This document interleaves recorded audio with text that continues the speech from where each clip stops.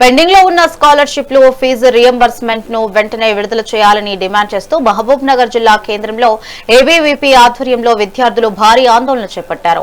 ర్యాలీగా తెలంగాణ చౌరస్తాకు చేరుకున్న నాయకులు ప్రభుత్వానికి వ్యతిరేకంగా నినాదాలు చేస్తూ సీఎం దిష్టిబొమ్మను దహనం చేశారు. అనంతరం ఎమ్మెల్యే క్యాంపు కార్యాలయం ముట్టడికి ప్రయత్నించగా పోలీసులు వారిని అడ్డుకున్నారు. ఈ క్రమంలోనే పోలీసులు విద్యార్థుల మధ్య తీవ్ర వాగ్వాదం చోటు చేసుకుని ఉద్రిక్తతకు దారితీసింది.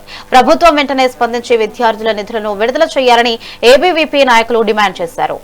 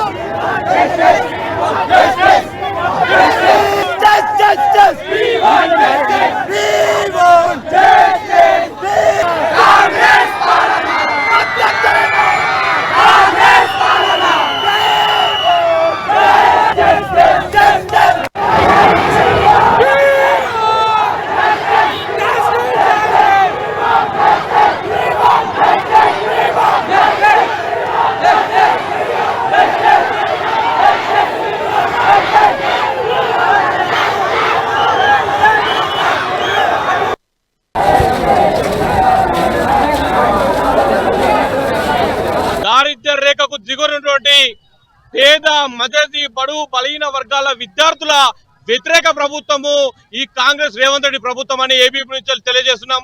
ఎందుకోసం అంటే 4.5 సంవత్సరాల నుంచి దారిద్ర్య రేఖకు దిగునటువంటి పేద విద్యార్థులకు అందాల్సినటువంటి స్కాలర్షిప్లు ఫీజు రియంబర్స్మెంట్ ఇవ్వకుండా దాదాపు 12,000 కోట్ల రూపాయలు వాళ్ళ ఖజానానే దాచిపెట్టుకుంటున్నారు. అరే విద్యార్థుల యొక్క హక్కు, విద్యార్థులకు సంబంధించిన హక్కును కూడా కాలరాస్తూ ఈ ప్రభుత్వం చేస్తున్నటువంటి ద్వంద్వ వైఖరిని వ్యతిరేకిస్తూ ఈ రోజు కాంగ్రెస్ ప్రభుత్వం పైన ఏబీపీ యుద్ధాన్ని ప్రకటిస్తుంది.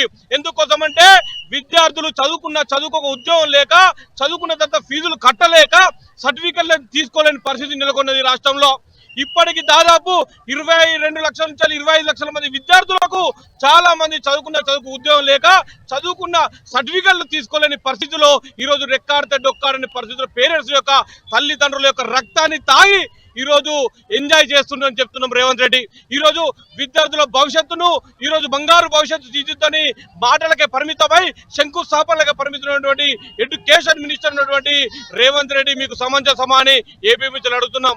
త్వరితగతినగా స్కాలర్షిప్లు 12,000 కోట్ల రూపాయలు విడుదల చేయకపోతే అదే విధంగా విద్యా వాతావరణం సంక్షోభంలో కొట్టుమిట్టాడుతుంది. రాష్ట్రంలో అడుగడుగున సమస్యలతోటి విలయకాండం చేస్తుంది.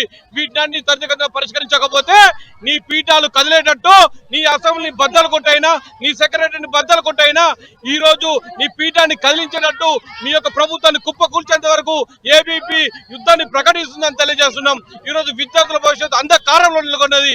వాళ్ళకు చావో రేవో అర్థం కాని పరిస్థితి ఉన్నది. ఇప్పటికైనా నీకు మార్పు రాకపోతే నీ యొక్క ప్రభుత్వం కుప్పకూలగా మారదని విద్యార్థులు తలుచుకుంటే నీ ప్రభుత్వం ఒక లెక్కనని ఈ రోజు తెలియజేస్తున్నారు. దారిద్ర్య రేఖకు దిగునటువంటి పేద మధ్యతరగతి బడుగు బలహీన వర్గాల విద్యార్థుల